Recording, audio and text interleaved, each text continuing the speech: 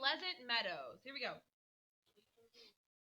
The peaceful weeks which followed. Okay, so remember, it's peaceful because Beth is feeling better. Joe and Lori are back on good terms. Meg and Mr. Brooke are, they're kind of like flirty, but not really. Everything's fine. The peaceful weeks which followed were like sunshine after a storm. The invalids, meaning the sick people, improved rapidly, and Mr. March wrote that he would be joining them soon. Beth soon was able to lie on the study sofa all day, amusing herself with her cats and with her doll sewing. Her limbs, meaning her arms and legs, were so stiff and feeble. What does feeble mean, Aiden? That Joe took her for a daily airing, like a walk, around the house in her strong arms.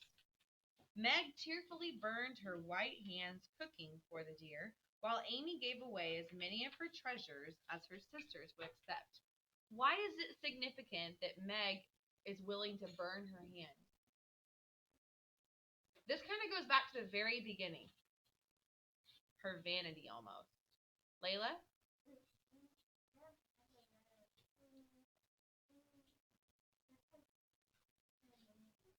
Very good.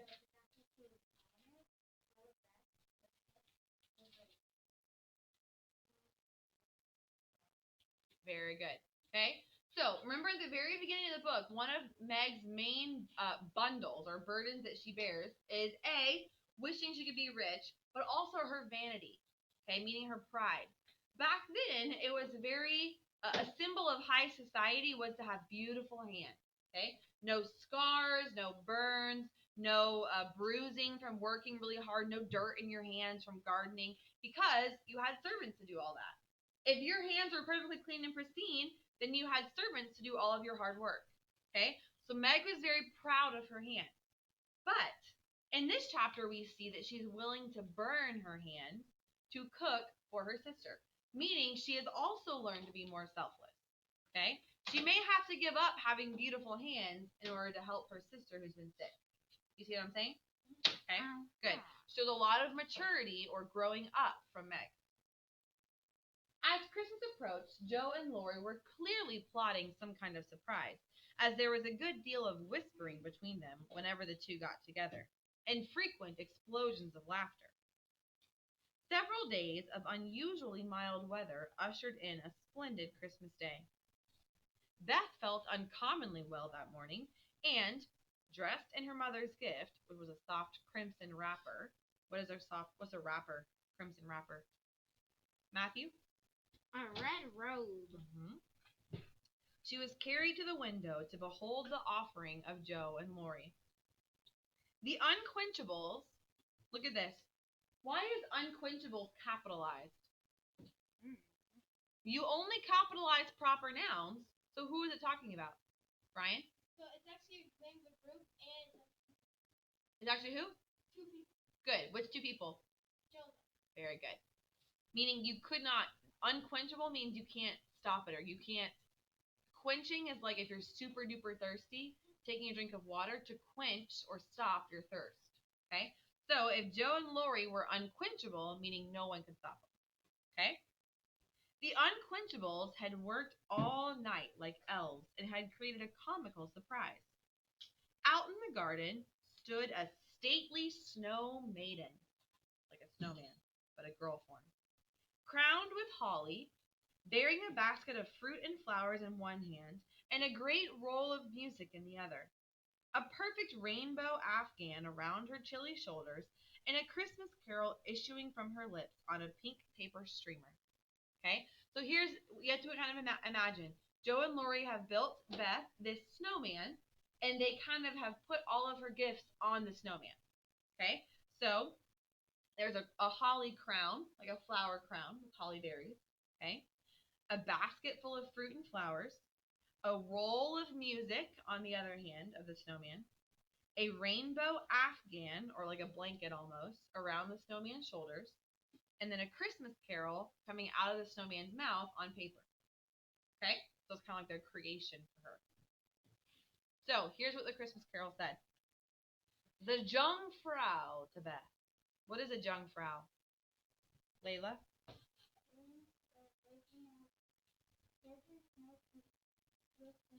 Good. So like the German, the snow maiden, the snow woman for Beth. God bless you, dear Queen Beth. May nothing you dismay, but health and peace and happiness be yours this Christmas day. Here's some fruits to feed our busy bee, and flowers for her nose. Here's music for her peony, meaning her piano, and an afghan or a blanket for her toes. Their dearest love my makers laid within my breast of snow. Accept it and the Alpine maid from Lori and from Joe. Oh, how Beth laughed when she saw it. Lori ran up and down to bring in the gifts, and Joe made ridiculous speeches as she presented each one of them. Oh, I'm so full of happiness. If only Father was here, I couldn't hold one drop more, said Beth, sighing with contentment. What does she say is the one thing that can make her happier than she is right now? Wyatt? Her dad being there. So am I, added Joe, slapping the pocket which held the long-desired Undine and Centrum. She had gotten the book she wanted a year ago, finally. I'm sure I'm happy, too, echoed Amy, staring adoringly at her new copy of the Madonna and Child, which her mother had given her in a pretty frame. Oh, of course I am, said Meg, smoothing the silvery folds of her first silk dress, for Mr. Lawrence had insisted on giving it to her. And how can I be otherwise, said Mrs. March gratefully, as her eyes went from her husband's letter to Beth's smiling face, and her hand caressed the brooch made of gray and golden, chestnut and dark brown hair, which the girls had just fastened on her breast. So, we're kind of, remember the first Christmas? The very first chapter, the first Christmas, the girls were saying, it's kind of a sad Christmas. We're poor and things are kind of dreary. Father's gone off to war, etc. Well, now, this Christmas, they're much happier. Number one, they've learned to be happy with things in life that are actually meaningful, not just money and pretty things, right? But also, it seems like everything's about to be okay. Beth got better. She didn't die. Father's about to come home, and they're all enjoying each of their unique gifts. You see? So they're being grateful, is that what you said? Yes, they are being grateful. Half an hour after everyone had said they were so happy they could only hold one drop more, the drop came. Laurie opened the parlor door and popped his head in very quietly. His face was full of suppressed excitement as he said, in a queer, breathless voice, here's another Christmas present for the March family. And before the words were well out of his mouth, he was whisked away somehow, and in his place appeared a tall man, muffled up to his eyes, leaning on the arm of another tall man. Of course, there was a general stampede, and for several minutes, everybody seemed to lose their wits. Mr. March became invisible in the embrace of 4 pairs of loving arms. Who is this man that comes to their house for Christmas? Amy? Very good. Mr. Brooke has finally brought Mr. March home for Christmas. Layla?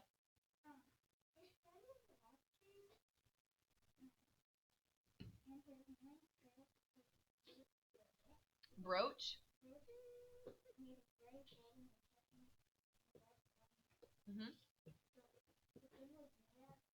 The girl's hair. Each of the girls' hair, yeah. Which sounds weird to us, but back then it was one of the only ways that it was one of the biggest keepsakes they could keep of someone. So, for example, like if when Mr. March went off to war, it's likely that he left a lock of his hair for his wife in case he died. So the girls had taken part of their hair and made like a beautiful pin for their mother, which sounds weird to us, but to her it would be like, you know how nowadays people will take baby, even puppies or kittens or babies, and like make handprints or footprints of them when they're really little. It would be kind of like that. It sounds weird, but it was very special to her. It's kind of more of the custom back then than it is today.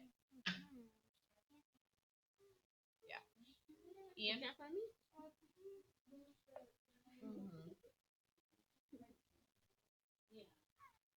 Mr. March became invisible in the embrace of 4 pairs of loving arms. Joe nearly fainted away and had to be doctored by Lori to her disgrace. Mr. Brooke kissed Meg entirely by mistake, as he somewhat incoherently explained.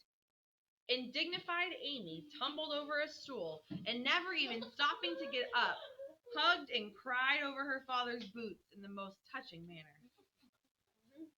Mrs. March was the first one to recover herself and held up her hand with a warning. Shh! Remember about Beth. But it was too late. The study door flew open and Beth ran straight into her father's arms. The romance of the moment was disrupted when Mr. Brooks suddenly remembered that Mr. March needed to rest, and seizing Lori, he quickly departed. Then the 2 invalids, Mr. March and Beth, were ordered to rest, which they did in one big chair, talking to each other hard. Mr. March told them how he had longed to surprise them, and how, when the fine weather finally came, he was finally able to make the journey home. He told how devoted Mr. Brooke had been, and how he was altogether a most estimable and upright young man. What is estimable? Amy? Esteem? Good. Basically, he was complimenting him because he was such a good man. Mr. March paused a minute just at that point in the conversation to glance at Meg, who was violently poking the fire, and then look at his wife with an inquiring lift of the eyebrows. So kind of like this. He's like, Mr. Brooke has been a very helpful young man and helped me in lots of ways. He looks over at Meg, who's trying to keep occupied with anything else but thinking about Mr. Brooke. And he looks at his wife and he's like, Did you talk to her about it? Okay. Mrs. March gently nodded her head, yes, and asked rather abruptly if he wouldn't like to have something to eat. Joe saw the look in her father's eyes and stalked grimly away to get wine and tea, muttering to herself as she slammed the door, I hate estimable young men with brown eyes. No, she's talking about Mr. Brooke. That was Joe. That was Joe. There never was such a Christmas dinner as the one they had that day. The fat turkey was a sight to behold, stuffed, browned, and decorated. So was the plum pudding, which melted in your mouth. Likewise the jellies. Everything turned out well. Mr. Lawrence and his grandson dined with them, also Mr. Brooke, at whom Joe glowered darkly, to Laurie's amusement. They drank to health, told stories, sang songs, reminisced, as the old folks say, and had a thoroughly good time. What does it mean to reminisce? Oscar? Recollection? Kind of like, hey, you remember that time when we did such and so? Oh, you remember what it was like when we did this, this, this? That's reminiscing. Okay? As twilight gathered, the guests departed, meaning Mr. Lawrence, Laurie, and Mr. Brooke, and the happy family sat together around the fire. You know, just a year ago, we were groaning over the dismal Christmas we expected to have. Do you remember that? Asked Joe. Rather a pleasant year on the whole, said Meg, smiling at the fire while thinking of Mr. Brooke. I think it's been a pretty hard year, observed Amy, watching the light shine on her ring with thoughtful eyes. Well, I'm glad it's over because we've got you back, whispered Beth, who sat on her father's knee. It's been rather a rough road for you to travel, my little pilgrims, especially the latter part of it. Talking about the time when he was sick and Beth was sick and Amy was at Aunt March's and it was kind of not looking good for a while. But you have got on bravely, and I think these burdens will soon tumble off, said Mr. March, looking with fatherly satisfaction at the 4 young faces gathered around him. How do you know? What did Mother tell you? Asked Joe. Not much. I've just made several discoveries today. Oh, tell us what they are, cried Meg, who sat beside him. Well, here is one, he said, taking up her hand. He pointed to the 3 roughened forefinger, a burn on the back, and 2 or 3 little hard spots on the palm. I remember a time when this hand was white and smooth, and your first care was to keep it so. It was very pretty then, but to me it's much prettier now.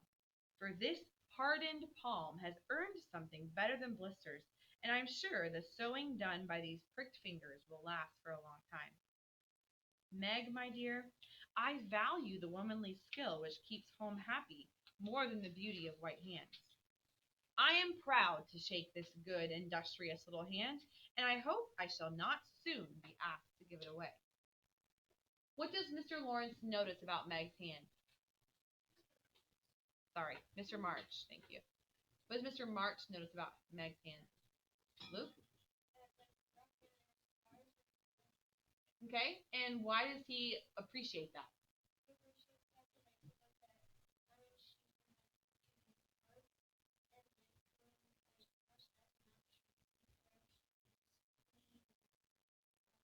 Very good. He can tell she's been working hard. It shows on her hand.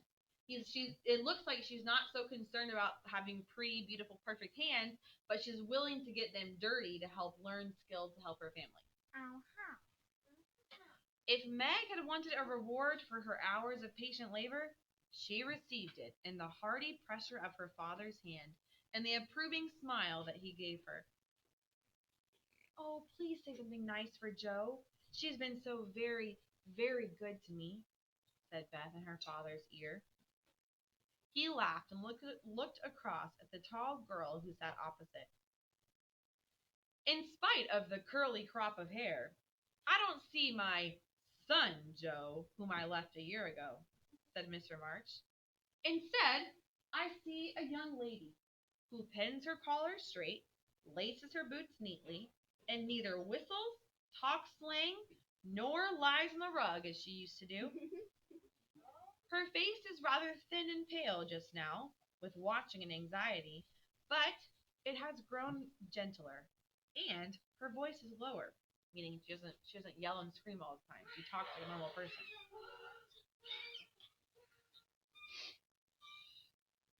She doesn't bounce, but moves quietly, and takes care of a certain little person in a delightfully motherly way. I rather miss my wild girl, but if I get a strong, helpful, tender-hearted woman in her place, I shall feel quite satisfied. In all Washington, I couldn't find anything beautiful enough to be bought with the $5 and $20 my good girl sent to me. What money is he talking about?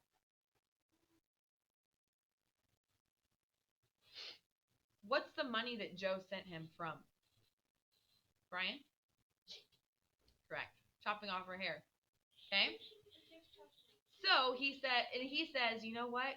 I couldn't find anything worth buying in Washington that was worth that money you sent me. Because he knows how much that money meant to her. Right? She was giving up quite a lot to give him that money. So he just decided it was worth too much to him to spend it. Does that make sense? Okay. Does it seem like he is proud of the progress that both Meg and Jo have made? Mm-hmm. Yes. Because when I left, Jo, you were this kind of boyish girl who was kind of immature and didn't act like a proper young lady. But now, look at you. You've grown up. You're not quite as loud as you used to be. You don't whistle as much. You've certainly grown up and matured since I've been gone.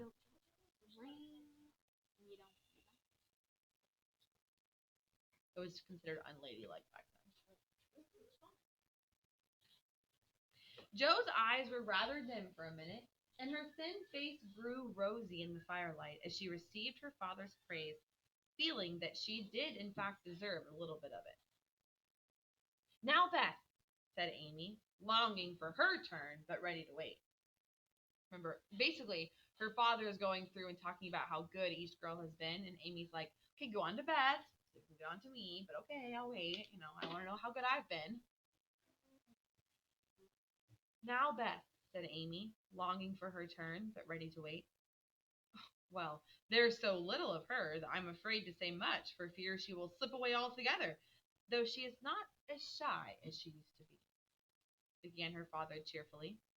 Why does he say there's not as much of her now as there used to be? He means it literally, but why is there not as much of her now as there used to be? Chloe? That's true, but that's not what he means here. She's been sick. So she has literally lost weight because she's been so sick. Okay? That's what he's saying. Well, there's not much of her left because she's been so sick. She's lost so much weight. You see what I'm saying? Hmm.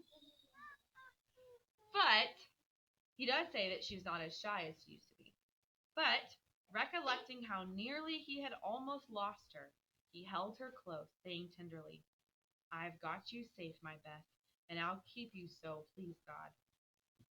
After a minute's silence, he looked down at Amy, who sat at his feet, and said with a caress of the shining hair, I've also observed that Amy took drumsticks at dinner, ran errands for her mother all afternoon, and gave Meg her place tonight, and has waited on everyone with patience and good humor. She doesn't look in the glass, which is like the way of saying the mirror, and she's not even mentioned a very pretty ring which she wears. I conclude that she has actually learned to think of other people more and think of herself less, and has decided to mold her character as carefully as she molds her clay little figures. I am glad of this, for I shall be infinitely proud of a lovable daughter with a talent for making life beautiful to herself and others. Pause. Amy, prior to Mr. Marsh going to war, if she had gotten a ring a year ago, man, that would have been the first thing she showed her father. Dad, look at my ring. How pretty it is. Look at me, look at me, look at me. I'm so wonderful. But now she's grown up and she's learned to be more selfless. And now she hasn't even mentioned it. So her father can tell that she's become less selfish since he's been gone. What are you thinking of, Beth? Asked Joe when Amy had thanked her father and told her about her ring.